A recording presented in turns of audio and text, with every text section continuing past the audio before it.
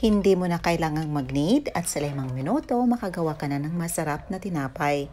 Tara, simulan na natin. So meron tayo ditong 1 cup of all-purpose flour. I-sieve lang natin ito para maging pino ang texture. Nag-add tayo ng 1/2 teaspoon of fine salt. Mix to fully combine. At sa isang bowl, naglagay tayo ng 1 cup of water. Nag-add tayo ng 1/2 teaspoon of white sugar at 1/2 tablespoon of oil.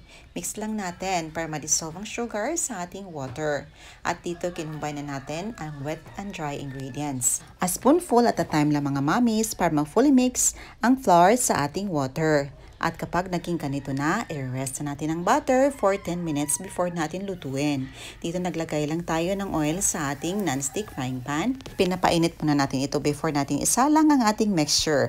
Naglagay tayo ng ating butter. Itansya nyo lang mga mamis kung gaano kalaki ang iyong gagawin.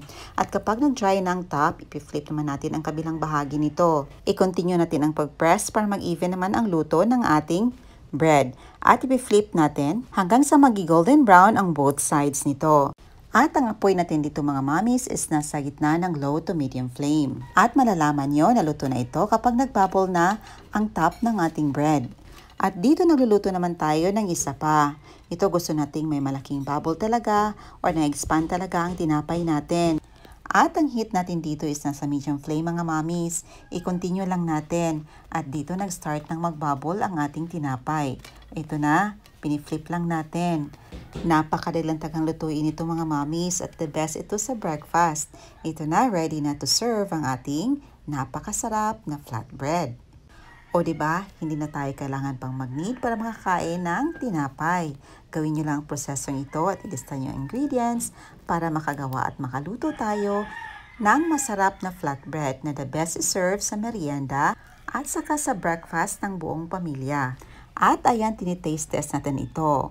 Hindi siya katamisan mga mommies. Kung gusto nyo mas maging matamis pa, magdagdag lang kayo ng sugar. At makikita nyo na may hole siya sa gitna. So the best itong palamanan ng kung anumang feelings na gusto nyo. At pwede nyo din gamitin yung palaman ng egg or ham sandwich dahil gusto ito ng mga bata. At the best itong pangbaon sa eskwela o sa opisina.